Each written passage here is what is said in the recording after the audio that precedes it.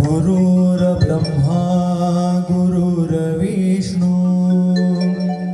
गुरुर्देवो महेश्वरा गुरुर्साक्षात् परब्रह्म तस्मै श्री गुरुवे नमः।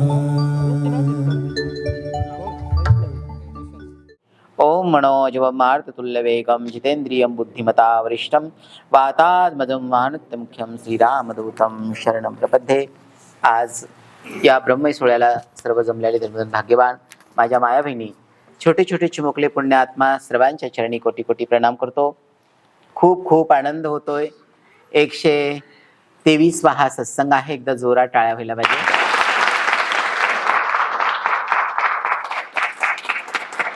बघा, भगवान परमात्मा किती कृपाळू आहे। आतापर्यंत इथपर्यंत त्याने पौशिती केलेला आहे। महामारीचा एवढा मोठा काळ गेला आणि भले भले लोक त्याच्यामध्ये वाहून गेले, पण आपण म्हणता ना, आपल्या आयुष्यामध्ये काहीतरी पुण्य असलं पाहिजे, पुण्यकर्म आपलं असलं पाहिजे। आणि ते पुण्यकर्म म्हणजे काय, तर भगवान परमात्माचं नामस्मरण श्रीराम शक्तिपीठाच्या प्रत्येक साधवीनं आणि साधकानं केलं। मला तर असं वाटतं, भगवान परमात्माच्या सृष्टीमध्ये विशेष त्याचं आपल्याकडे लक्ष आहे। आपण मनुष्य जीव आहात, आपल्या लक्षात येत नाहीये जिथपर्यंत आपल्याला सुख आहे, समाधान आहे, प्रपंची गोष्टीमध्ये आपल्याला सुख मिळतो, सन्मान मिळतो, तिथपर्यंत भगवान परमात्माबद्दल आपल्याला प्रेमही वाटत नाही आणि त्याचं महत्त्वही वाटत नाही। देवाचं महत्त्व केव्हा कळतं आपल्याला, आपल्या आयुष्यामध्ये आपले सद्गुरू येतात, आपल्या आयुष्यामध्ये भक्ती प्रवेश करते, आपल्या आयुष्यामध्ये आपण सात्विक होतात। आता विशेष इथे खूप गर्दी व्हायला पाहिजे होती, पण त्या भगवान परमात्माला जाणणारा जर प्रत्येक जीव असता, तर जन्म मृत्यूची जी काही थिअरी आहे, कन्सेप्ट आहे, तर ही कुठेतरी नॉर्मल झाली असती। कारण की आपण ज्यावेळेस आपण अध्यात्मामध्ये आपण पोथी पुराण वगैरे वाचतात, तर त्याच्यामध्ये लक्षात येतं। म्हणून मला असं म्हणायचं आहे की आता विचार करायची गोष्ट आहे, आज 123वा सत्संग आहे। जेवढेही पुण्य महात्म्य आहेत तिथे येऊन बसलेले आहेत, हो, ते स्वभावानं कसे असतील मला माहित नाहीये, ते कर्मानं कसे असतील हेही मला माहित नाहीये। त्यांचं प्रेम श्रीराम शक्तिपीठावरती किंवा सत्संगाला किती प्रेम आहे हे मला सांगता येत नाहीये, पण आता ह्या मोमेंटला, ह्या क्षणाला येऊन बसलेत ना, ते भाग्यवान आहेत। कारण की भाग्याशिवाय तुमच्या हे सत्संग साधा नाहीये। मी जेवढं साधं सोपं एक्सप्लेन करतोय तेवढं सोपं नाहीये। म्हणजे तुम्ही आज तुमच्या नोटबुक मध्ये जे तुम्ही काही रोजची नोंद करत असाल त्याच्यामध्ये लिहून ठेवा आजची तारीख। मला असं वाटतं 3 तारीख आहे, आजची 3 तारीख सत्संगाची लिहून ठेवा। आज संडे आहे, रविवार आहे आजचा, तर तुम्ही का बरं लिहून ठेवा की ना जाणे आतापर्यंत आमच्याकडून कळत नकळत चुका घडल्या असतील, जे काही पाप असेल झालं असेल आमच्याकडून, पण देवा आमच्या आयुष्यामध्ये आम्ही श्रीराम शक्तिपीठामध्ये दीपावलीच्या वातावरणामध्ये भाऊबीजीला आम्ही सत्संग श्रवण केला होता, ते महापुण्य आमच्याकडे आहे। आणि हो, खरोखर हे महापुण्याचं महापुण्य आहे। हे चित्रगुप्ताला लिहून ठेवा लागेल। इथे कसल्याही प्रकारची वशिलाबाजी नाहीये। कारण की मनुष्य जन्म असा आहे, मनुष्याला लवकर राग येतो, त्याच्या मनासारख्या जर काही गोष्टी झाल्या नाहीये, तो देवालाही नावं ठेवतो, माणसालाही नावं ठेवतो, आणि जर त्याच्या मनासारख्या जर गोष्टी झाल्या, तो दगडालाही शेंदूर लावतो, मोठे मोठे शृंगार चढवतो, नमस्कार करतो, 5 पकवान त्या दगडाला वाहतो शेंदूर लावून। म्हणजे मनुष्य असा आहे, त्याच्या स्वार्थासाठी, त्याच्या सुखासाठी, त्याच्या आनंदासाठी तो काहीही करतो।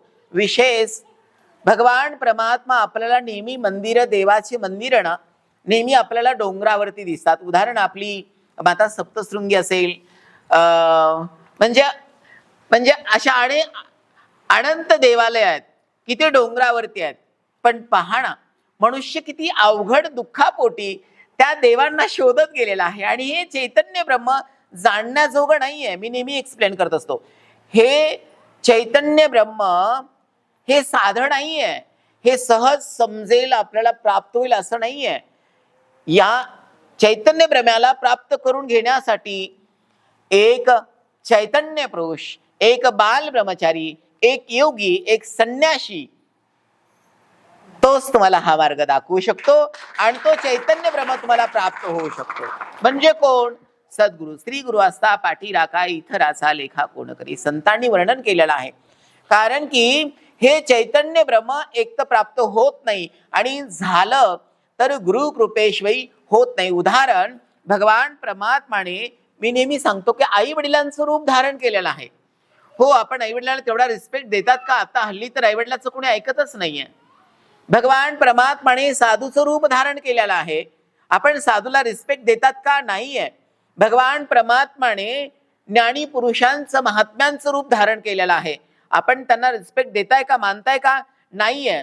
ज्ञानी पुरुषाने, भगवान परमात्माने ज्ञानी पुरुषामध्ये त्या सत्याने, ज्ञान रूपाने प्रवेश केलेला आहे. तो प्रत्यक्षात पृथ्वीचं चलनवलन तो करतोय. पण आपण नेहमीच मोठ्या माणसांचा अपमान करतात. आपण नेहमीच मोठ्या माणसांना आपल्या प्रत्येक गोष्टीपासून दूर ठेवतात. उदाहरण, आईवडील आहेत तर मुलांनी प्रत्येक गोष्ट घरामध्ये आई वडिलांना विचारून जर केली तर त्या लोकांना अनुभव असतो.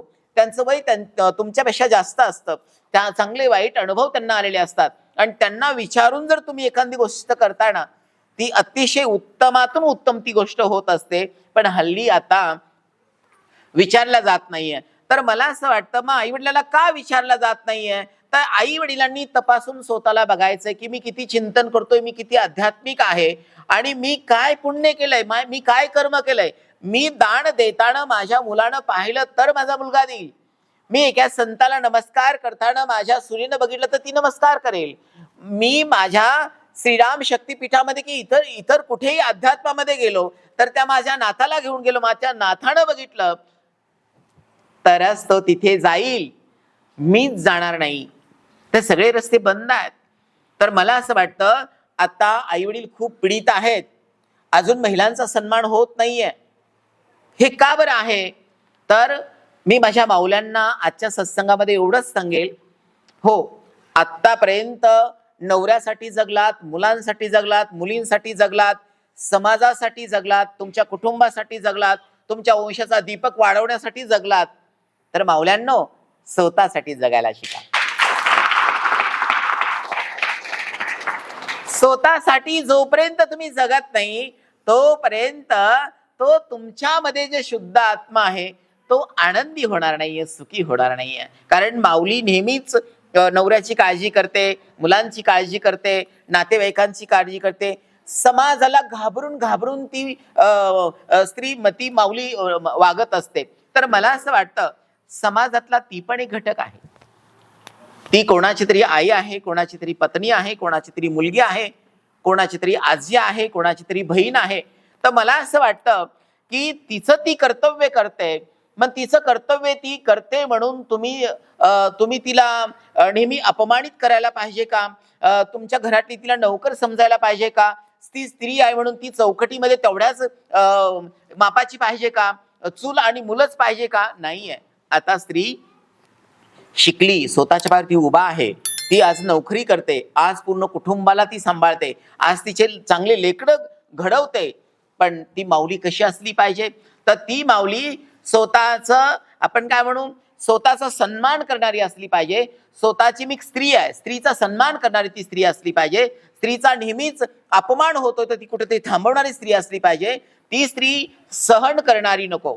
कारण की सहन करणाऱ्या स्त्रीनं आतापर्यंत फक्त सहन केलं, मग मुलीला पण सहन करायला लावलं, सुनाला पण सहन करायला लावलं आणि तिनं ती परंपरा चालवली. म्हणजे तिनं कधी सन्मानाची अपेक्षाच केली नाही आणि तिला आहे अपेक्षा पण ती बोलायला घाबरली आणि म्हणून पिढ्यानपिढ्याचं शोषण होत गेलं. तर मी एवढंच सांगेल की सत्संगाला तुम्ही बसलेले आहात, मी समाजाच्या इतरिक वेगळं काहीच सांगणार नाहीये.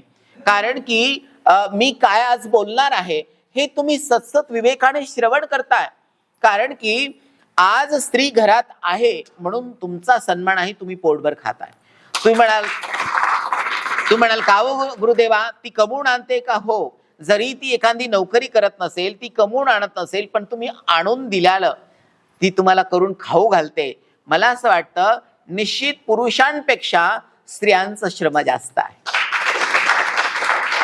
आणि त्या स्त्रीचा जिथे सन्मान आहे, स्त्रीला जिथे रिस्पेक्ट दिला जातो, तिथेच लक्ष्मी नांदते, तिचे सुख आहे, तिथे समाधान आहे आणि तिथे प्रत्येक जीवाचा सन्मान आहे. जिथे रात्राणी दिवस ती माऊली रडत असते, स्त्री रडत असते अपमानानं, त्या घरामध्ये लक्ष्मी राहत नाहीये, त्या घरामध्ये आरोग्य चांगलं राहत नाहीये, त्या घरामध्ये लवकर लवकर संकट येतात. कोणते संकट येतात? कारण तुमची वाणी शुद्ध नाहीये. तुम्ही जर लोकाला रागानं बोलाल, लोकांना वाईट बोलाल, तर लोक तुम्हाला तुमची पूजा करणार आहेत का? नाहीये. मग तेच संकट, कारण आपली वाणी संकट आणत असते. आपल्याकडून चांगलं बोलल्या जात नाही, दुसऱ्याचा अपमान केला जातो, मग समोरचा आपला सन्मान करणार नाहीये. कारण की सात्विकता राहत नाहीये. जिथे ज्या घरामध्ये रात्रंदिवस ती स्त्री दुःखी आहे, तिला सन्मान मिळत नाहीये. आणि म्हणून तुमच्या घरामध्ये लक्ष्मी नाहीये. ज्या लक्ष्मीला मला असं म्हणायचं, लक्ष्मी पूजनच्या दिवशी आपण एवढे दिवे लावतात, आपण त्या लक्ष्मीची पूजा करतात. उदाहरण, आपण शाडूची, मातीची, आपण कोणती तरी एक मूर्ती आणतात. आपली श्रद्धा आहे, आपल्या भारतीय संस्कृतीमध्ये आपण फार जपतात आणि त्याच्यातला मी पण एक आहे. कारण की आपण त्या शाडूच्या मातीच्या देवीला मूर्तीला आपण देवी मानतात. आपण तिला खरोखर नम्र भावे अंतःकरणापासून नमस्कार करतात. तिच्या पुढे सगळे शृंगार ठेवतात, नैवेद्य ठेवतात. मग मला असं म्हणायचंय की ती देवी तुम्हाला आशीर्वाद देईल, तुम्हाला दिसणार नाही, कारण तुमचा तेवढा विश्वास पण नाही, तेवढी भक्ती पण नाही. समाजामध्ये प्रथा चालत आली म्हणून तुम्ही करताय. तुम्ही काय भक्तीनं पूजा करत नाही. आणि पूजा जरी करत असाल तर मला धन मिळावं, द्रव्य मिळावं, मी सुखी असावा, आमची भरभराटी व्हावी, म्हणून मागेही तुमचं काही सूत्र असेल, मागे काही तुमचा त्याच्यामध्ये स्वार्थ असेल. पण लक्ष असू द्या, ती धन द्रव्य सगळं तुम्हाला देईल, प्रसन्न झाली तुमची भक्ती खरी असेल 2-3 तासापुरती तर. पण लक्ष असू द्या, ती तुम्हाला कप भरून चहा करून देणार नाही, तांब भरून पाणी देणार नाही, तुम्हाला ती बोलू शकणार नाहीये, तुमचा सन्मान करणार नाहीये आणि तुम्हाला स्वयंपाक करून खाऊ घालणार नाही. ती शाडूची मूर्ती, पण चालती बोलती मूर्ती जर घरात आहे तर तिचा सन्मान करा. हो, तिला प्रेम द्या आणि तिचा सन्मान कराल तर घरामध्ये मला असं वाटतं 2-3 तासाच्या भक्तीचं नाटक करायची काहीच गरज नाहीये. कारण की ज्याची श्रद्धा नाहीये ते लोक जास्त नाटक करतात. म्हणजे त्यांच्या रडण्यापासून तर त्यांच्या सगळ्या गोष्टीपर्यंत. का बरं? खरं नाही ना. आणि खरं आहे त्याला रडायची काय गरज आहे? तो सर्व पाहतो ना, तो भगवान सर्व पाहतोय. म्हणून मला असं वाटतं, नकली भगवंताची भक्ती केल्यापेक्षा, नकली भगवंतावर प्रेम केल्यापेक्षा आपल्या घरातले जे मुलं बाळ आहेत ना, तर त्या मुला बाळांचा सन्मान करा. त्याला लता कपडा द्या, ते शिकत असतील तर त्यांना वया पुस्तकं द्या, ते जर कुठं गावाला जात असतील तर त्यांना 2 रुपये द्या. मला असं वाटतं की तुम्ही दगडाच्या मूर्तीला एवढा मोठा हार आणून घालतात, ती दगडाची मूर्ती तुमच्या आशा अश्रद्धा भावाला ती पावणार नाहीये. ह्या मोठ्या दगडाच्या मूर्तीला आम्ही जर हार घातला, आम्ही जर तिचं पूजन केलं तर ठीक आहे, आम्ही साधू लोक आहात, ठीक आहे की आमचा विश्वास आहे त्या मूर्तीवरती, आमचा विश्वास आहे म्हणते आम्हाला दगडाची नाही, तुमच्यासाठी तर दगडाची आहे, आमच्यासाठी तो आमचा प्राण आहे, तो आम्हाला पाहू शकतो. पण तुमच्यासाठी ती दगडाची मूर्ती आहे, बोलत नाही, बरोबर आहे कडे, आणि सगळं तुमचं ते पूजन बिजन नकली असतं. सांगायचं तात्पर्य काय म्हणतो मी, म्हणजे माझा खूप चांगला भाव आहे सांगायचा, माझ्या अंतरंगामधून प्रेम आहे, पण मला असं वाटतं की तुम्ही कधी शिकावा. कारण दगडाची ती मूर्ती नाहीये. मला असं वाटतं की मी नेहमी बोलतो, ज्या मूर्तिकाराने त्याची संकल्पना मांडली असेल आणि त्या संकल्पनेतून ती मूर्ती तयार झाली असेल, आणि प्रत्येक देवता अशी होती, मूर्ती त्यानं घडवली तशी, आणि असं वाटतं की आता आपले हनुमंत आपल्या समोर आहेत, आपली सगळ्यांची श्रद्धा आहे. पण मी हे का बोलत आहे की प्रत्येकाची श्रद्धा असली पाहिजे. जिथे जिथे तुम्ही नमस्कार करतात तिथे तिथे भगवंत आहे. तुम्ही हनुमंतराचं नाव घेऊन घरी नमस्कार केला तरी पण चालेल, तुम्ही कुठेही, आणि सद्गुरूचा कुठेही नमस्कार करा, आज सत्संगाला आले लोक नसतील, तिथे जरी त्यांनी नमस्कार केला तरी पावेल, पण लक्ष असू द्या, स्थानाला महत्व आहे. आज तुम्ही इथे आलात ना, तुमचं परिश्रम असेल, तुमची साधना असेल, तुमचं तप असेल, तुमचं योगदान असेल, तुमची चांगली भावना असेल, तुमची आस्था असेल, तुम्ही इथपर्यंत पोहोचले. तर मला असं वाटतं की आपण जेव्हा समाजात वागतात, समाजातल्या, हे मी एवढं का बोलतोय की शनिवारचे प्रश्न आहेत. शनिवारी जे प्रश्न येतात ते प्रश्न हेच आहेत की माझा मुलगा मोबाईल मधून बाहेर पडत नाहीये, माझी सून मला सन्मान करत नाही, ती घरात स्वयंपाक करत नाही, मुलगा मोबाईल मध्ये, सून मोबाईल मध्ये, तो सासरा पण, आजच सासरा पण, नातू पण मोबाईल मध्ये आहे. मग तुम्ही कोणाची कंप्लेंट करणार सांगा?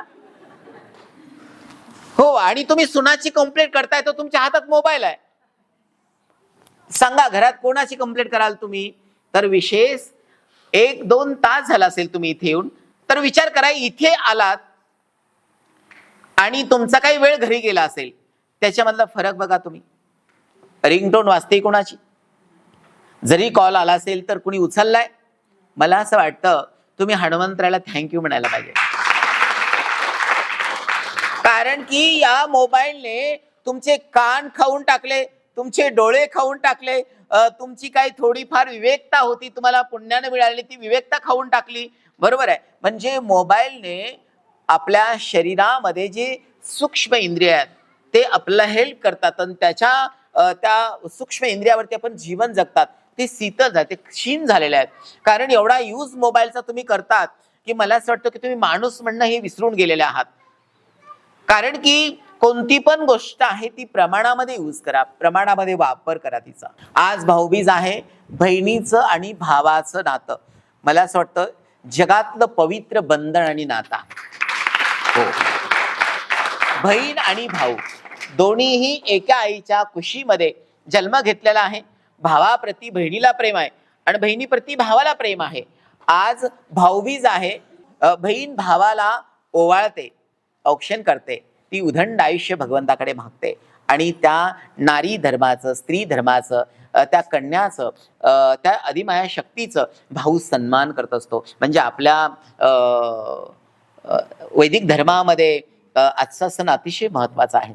आपण सगळ्यांनी पाळतात, आपण सगळे करतात, पण आजचा सत्संग पण किती योग्य तारखेला आलेला आहे, योग्य दिवसाला आलेला आहे. आपण सगळ्यांनी तो साजरा पण सगळ्यांनी केलेला आहे. आजपासून तुम्ही लक्षात ठेवा की मला श्रीराम शक्तीपीठामध्ये का जायचंय, माझा प्रश्न आहे म्हणून का नाहीये, मला काही गुरुदेवांकडे मागायचं म्हणून का नाहीये, काही गुरुदेवांकडे कंप्लेंट करायची का नाहीये, तर मला माझ्या श्रीराम शक्तीपीठामध्ये जायचंय, मला आनंदीमय जगायचंय, मला श्रीराम शक्तीपीठामध्ये जायचंय, मला सन्मानानं जगायचंय, मला ज्ञानपूर्ण जगायचंय, मला भक्तीपूर्ण जगायचंय, मला पीस पूर्ण जगायचंय, मला फ्रीडम पूर्ण जगायचंय. आणि हे इथेच मिळू शकतं. कारण आता बाहेरच्या जगामध्ये जर तुम्ही गेलात तर मला असं वाटतं कंपाऊंडच्या बाहेर गेल्याच्या नंतर अनेक प्रकारचे लोक भेटतील, अनेक प्रकारचे माणसं आहेत. आणि मला असं वाटतं प्रेम तुमच्यावर जर कोणी करत असेल ना, तर मला असं वाटतं पूर्ण आयुष्यात लिहून घ्यायचा सत्संग तुम्ही. 3 लोक तुमच्यावरती प्रेम करत असतात. एक भगवंत, पण तो बोलत नाही, दिसत नाही. दुसरा गुरु आणि तिसरे आई वडील. याच्या पलीकडे तुमच्यावरती कोणीही प्रेम करत नाही, आणि करत असतील तर त्याच्यामध्ये थोडंफार नाटक आहे. मग फक्त 2 लोकांचा स्वार्थ नाहीये. मग कोण लोक 2 आहेत ते? भगवंत आणि गुरु. आई मुलावर प्रेम करते, हो, कारण तिने 9 महिने 9 दिवस पोटात ठेवले. उद्या माझी म्हातारपणाची काठी आहे, उद्या मला सांभाळणार आहे, उद्या मरतावेळेस मला पाणी देणार आहे, उद्या माझी परंपरा चालवणार आहे, उद्या माझ्या प्रॉपर्टीवरती तो आपण काय म्हणू महाराज हिस्सा घेणार आहे. बऱ्याचशा गोष्टी आहेत. म्हणजे आई वडिलांना मुलांप्रती काहीतरी स्वार्थ आहे म्हणून आई वडील प्रेम करतात. मुलांना आई वडिलांबद्दल स्वार्थ आहे म्हणून प्रेम करताय. बायकोला नवऱ्याबद्दल, नवऱ्याला बायकोबद्दल काहीतरी स्वार्थ आहे म्हणून प्रेम करताय. पण जगामध्ये असे 2च राजहंस आहेत. तुमच्या प्रती काहीही स्वार्थ नाहीये, पण तुमच्यावरती अफाट प्रेम करतात म्हणून तुम्ही सुखी आहात, म्हणून तुम्ही आनंदी आहात. एक भगवंत आणि एक सद्गुरु. साधू संतांनी वर्णन केलेलं आहे. एम सध्या ज्याच्या मुखात नाम आहे त्या नामाला शरणागत जातो, वाल्यासारखा महापापी ऋषी झाला.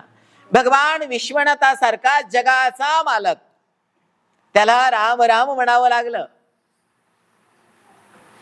म्हणजे नाम हे सोपं नाहीये. तर पहिल्या प्रथम श्रीराम शक्तीपीठामध्ये आल्याच्या नंतर आपल्या मुखात नाम येतं, सद्गुरूचं नाम येतं. आणि मला असं वाटतं, बरं चला भगवंताचं नाम आलंय, भगवंतानं तुमच्यावरती कृपा पण केलेली आहे, पण विशेष संतांचं दर्शन, साधूची संगती विशेष संतांनी वर्णन केलेलं आहे. कारण की साधूची संगती ज्या दिवशी घडली त्या दिवशी हजारो कोटी दिवाळ्या आहेत. हो, संत कबीर म्हणतात, एक घडी आधी में पोणी आद, कबीर संगत साधू की कटे कोठी अपराध. अनंत जन्माच्या पापा तापाचा नाश होतो संतांची संगत जर भेटली, साधूची संगत जर भेटली. तर आज आपण सगळ्यांनी लक्ष द्यायला पाहिजे की आपण घरातून किती वाजता निघालात. सगळ्यांना माहित आहे गुरुदेव बरोबर 12 वाजता येतात. तुम्ही घरातून किती वाजता निघालात सांगा. तर तुमच्या वेळेनुसार, बरोबर आहे ना, संतांनी वर्णन केलेलं आहे. देव काय बाजारचा भाजीपाला नाहीये. सगळ्या वस्तू किती महागड्या असतील, किती स्वस्त असतील तुम्ही घेऊ शकाल, पण फक्त 2 व्यक्तींना तुम्ही खरीद नाही करू शकत, एक सद्गुरू आणि एक भगवंत. पण लक्ष असू द्या, त्यांना तुम्ही प्राप्त करून घेऊ शकतात. पण तुमच्याकडे काय पाहिजे, तर तुमच्याकडे फक्त आणि फक्त प्रेम पाहिजे, भक्ती पाहिजे. कारण देव भावेचा भुकेला आहे. तुम्ही पैशाने विकत नाही घेऊ शकत देवाला आणि गुरुला, पण प्रेमानं तुम्ही त्यांना जिंकू शकतात. हे शास्त्र साक्षी आहे. ज्ञानी पुरुषांनी याचं महत्व सांगितलेलं आहे म्हणून मी एक्सप्लेन करत आहे. आपण सगळ्यांनी लक्षात ठेवायला पाहिजे, शनिवारी प्रश्नाला आपण जेवढं महत्व देतात तेवढ्यानी सत्संगाला महत्व दिलं पाहिजे. मला असं वाटतं, दुःख आपल्याला सोडणार नाहीये आणि सुखही आपल्याला सोडणार नाहीये, मान अपमान आपल्याला सोडणार नाहीये. तर मला असं वाटतं, हो, अपमान व्हायला पाहिजे. अपमान जेव्हा होईल तेव्हा तर सन्मानाचं तुम्हाला महत्व कळेल. जेव्हा सन्मान तुमचा होईल तेव्हा तर तुम्हाला अपमानाचं महत्व कळेल. आणि मान सन्मान अपमान हे झाला पाहिजे. मला असं वाटतं की प्रत्येकाने आज तारीख लिहून ठेवायला पाहिजे की पुढचा सत्संग किती तारखेला आहे. आणि सकाळी साधूकडे किंवा सत्संगाला येताना ठीक आहे, लांबच्या लोकांसाठी ठीक आहे, लांबचे लोक उशिरा आले तर काही प्रॉब्लेम नाहीये, पण जे जवळचे लोक आहेत त्यांनी लवकर यायला पाहिजे. इथे आल्याच्या नंतर सत्संगाची काय तयारी आहे, मला इथे काही सेवा मिळेल का. हो, आम्ही असं ऐकलेलं आहे, आम्ही प्रत्यक्ष बघितलेलं नाहीये, पण असं आम्ही ऐकलंय की श्रीराम शक्तीपीठामध्ये कामधेनू गोशाळा आहे, तिथे 200 गायी आहेत, तिथे साधू गायींची सेवा करताय, हे असं आम्ही ऐकलेलं आहे. चला ठीक आहे, आज थोडं सत्संगाला लवकर जाऊ. चला बघू आपण कशा गायी आहेत, कशी गोशाळा आहे, साधू महात्मे कशी गायीची सेवा करताय.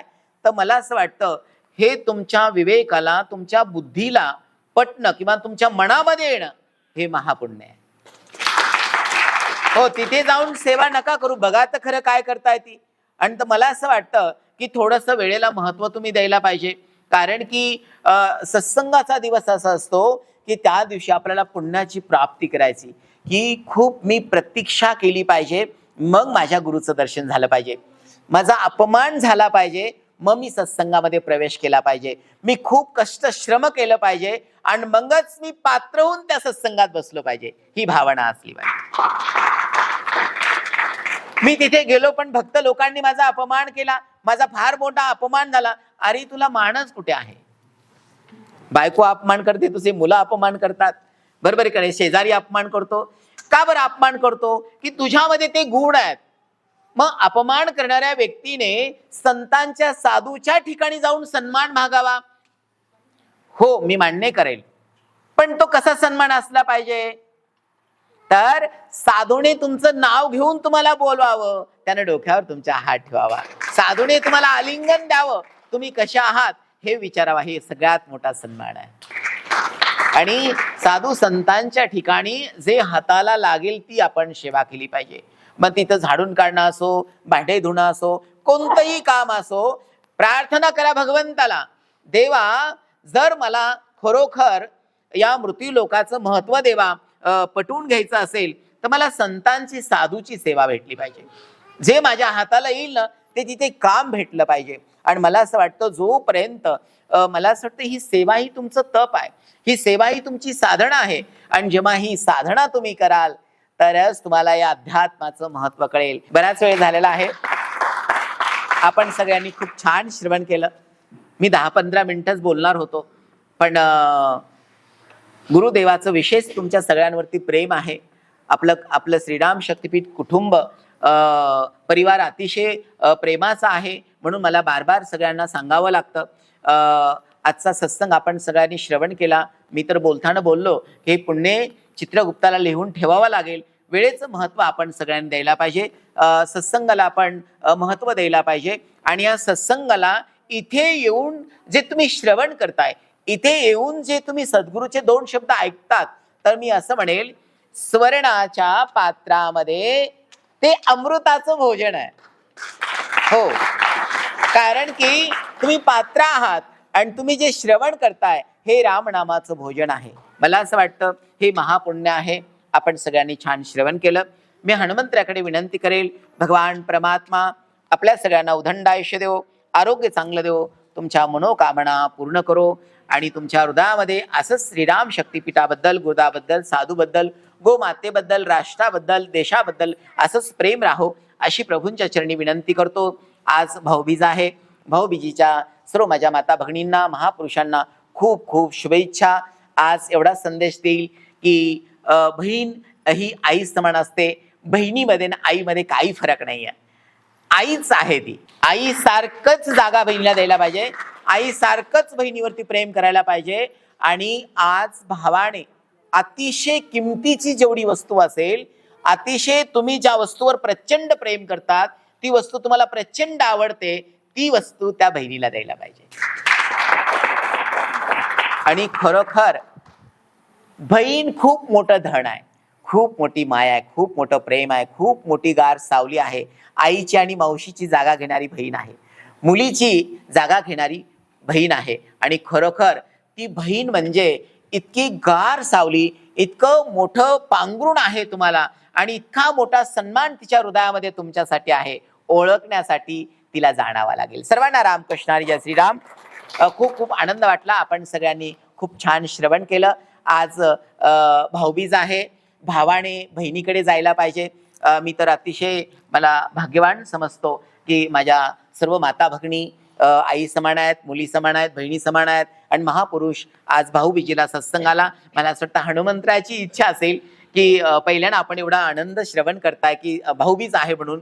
नाही तर प्रत्येक सत्संगाला आपण आनंदात सत्संग करतात, कारण तो आपली ती दिवाळीच असते. पण विशेष आज भाऊबीज आलेली आहे म्हणून आपण सगळ्यांनी साजरी केली.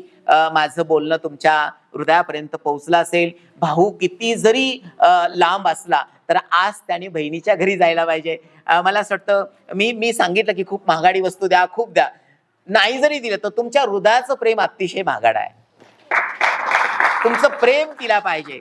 मी एक आई म्हणून किंवा एक गुरु म्हणून किंवा एक साधू म्हणून तुम्हाला सांगितलं माझा भाव, पण तुमच्या हृदयाचं प्रेम तिला हवं असतं. भावानं काही देऊ नाही देऊ, काही ववाळणी देऊ नाही देऊ, साडी घेऊ नये, त्याने यावा, मग मी त्याला बघावा तू कसा आहेस, मी त्याला विचारावा, याच्या पलीकडे तिच्या अंतकरणामध्ये काहीही नसतं. पण एक आई म्हणून किंवा एक साधू म्हणून मी बोलतो, तर मला असं वाटतं नेहमी आपण बहिणीला द्यायला पाहिजे आणि नेहमी तिचा सन्मान करायला पाहिजे.